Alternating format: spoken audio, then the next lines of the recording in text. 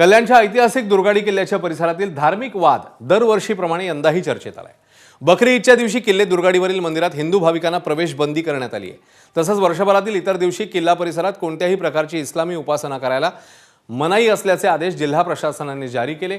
गुरुवारी सकाळी शिवसेनेच्या कार्यकर्त्यांकडून दुर्गाडी किल्ल्यावर आंदोलन झालंय, तर यावेळी शिवसेना कार्यकर्ते आक्रमक झाल्याचं पाहायला मिळालं। दुर्गाडी किल्ल्यावर शिवसेनेच्या कार्यकर्त्यांनी आरती केली, यावेळी तणावाचं वातावरण पाहायला मिळालं। तर बकरी ईदच्या पार्श्वभूमीवर दुर्गाडी किल्ल्यावर कडेकोट बंदोबस्त तैनात करण्यात आला।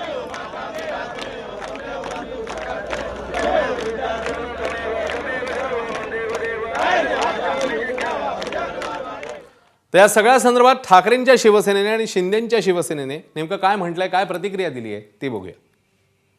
पुढच्या वर्षी 1 महिना आधी आम्ही पिटिशन हायकोर्टात दाखल करतोय।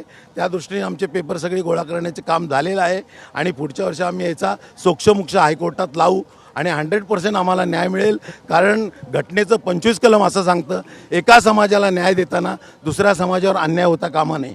इथे सतत 30 वर्ष दुसऱ्या समाजावर अन्याय होतोय। जर तुम्ही त्या समाजाला न्याय देताय तर आमच्यावर अन्याय नाही होणार याची काळजी प्रशासनाने घ्यायला पाहिजे। एबीपी माझा, उघडा डोळे बघा नीट।